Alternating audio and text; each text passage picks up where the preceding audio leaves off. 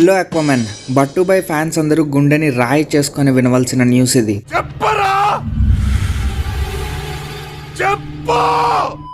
ఈరోజు నేను బయట ఉన్నప్పుడు సడన్ గా మమ్మీ ఫోన్ చేసి అరే బట్టు కనిపించట్లేదురా అనింది. అది వినంగానే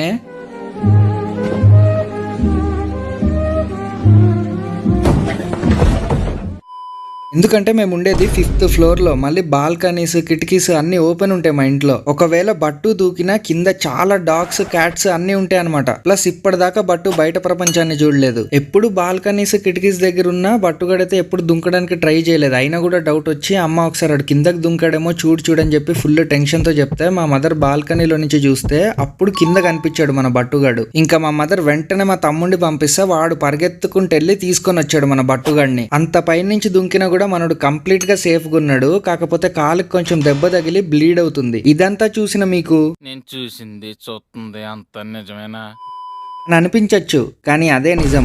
ఈ రోజైతే మనోడు చావుతో చెలగాటమే ఆడాడు. ఇంకా మళ్ళీ ఇది రిపీట్ అవ్వకుండా ఇప్పటి నుంచి కిటికీలు బాల్కనీలు అన్ని క్లోజ్ పెట్టాలి. ఒరే బట్టుగా అయినా 5th ఫ్లోర్ లో నుంచి దుంకెట్లా బతికేవరా? నేను అమరుణ్ణి కాదు. వెలుగులో ఉండేవాడే చీకటికి భయపడతాడు. ఆ చీకటే నేను. I'm not bad, just evil. బట్టుబాయ్ బోల్తే హాబీలో జాయిన్ అవ్వడానికి సింపుల్ గా సబ్స్క్రైబ్ కొట్టి పెట్టుకోండి. నేను మీ రఘురామ్ రాజా.